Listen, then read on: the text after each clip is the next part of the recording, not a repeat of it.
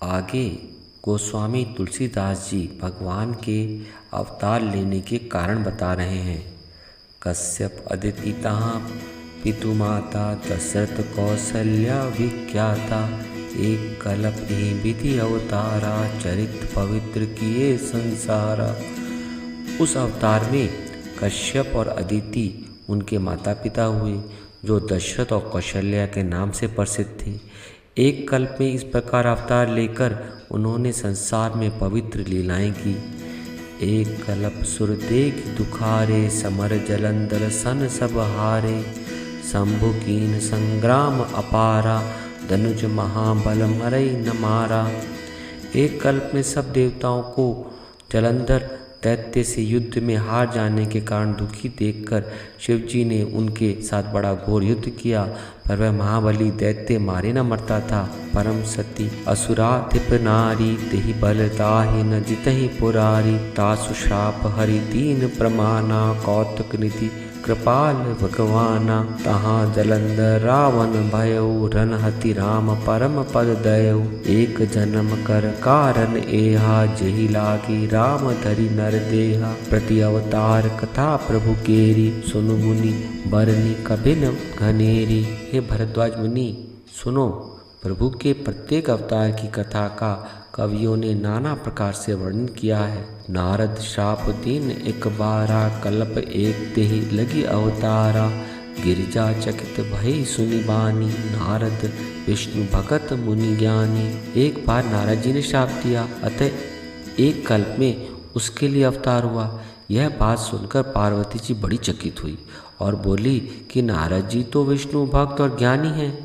कारण कवन श्राप मुनि दीना, का अपराध रमापति कीना, यह प्रसंग मुहि कहौ पुरारी, मुनि मन मोह अचरज भारी। मुनि ने भगवान को श्राप किस कारण से दिया? लक्ष्मीपति भगवान ने उनका क्या अपराध किया था? हे शंकर जी, यह कथा मुझे कहिए। मुनि नारद के मन में मोह होना बड़े आश्चर्य की बात है। बोले बिहसि महेश तब, ज्ञानी मूढ़ न कोई, जेहि जस रघुपति करहि जब, सो तस ते छन हो। तब शंकर जी ने हंसकर कहा, ना कोई ज्ञानी है ना कोई मूर्ख।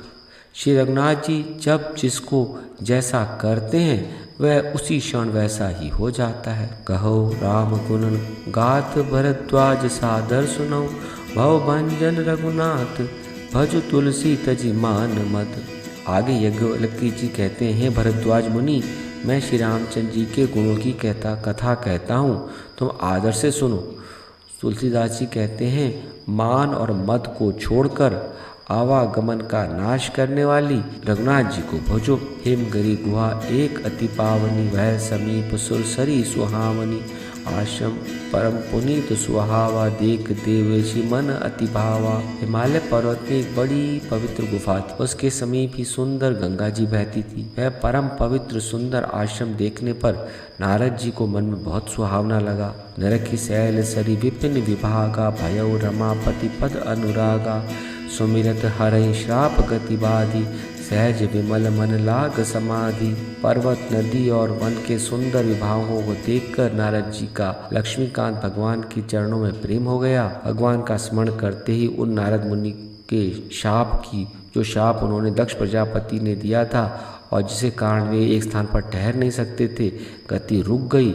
मन के स्वाभाविक ही निर्मल होने से उनकी समाधि लग गई। मुनि गति देख सुरेश डराना, कामहि बोली कीन सन्माना, सहित सहाय जाहु मम हेतु, चले हर्ष ये जलचर केतु।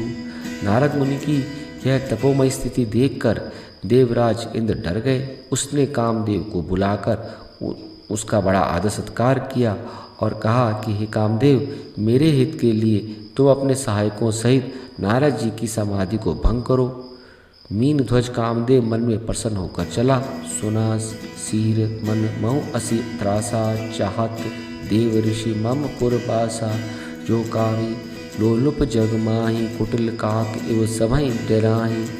इंद्र के मन में यह डर था कि देव ऋषि नारद मेरी अमरावती का हरण ना कर लें। जगत में जो कामी और लोभी होते हैं वे कुटिल कौवे की तरह सबसे डरते हैं। सूक हाड़ ले भाग सठ स्वान निरख मृगराज, छीन ले जनि जान जड़ तिमि सुर पतैन लाज।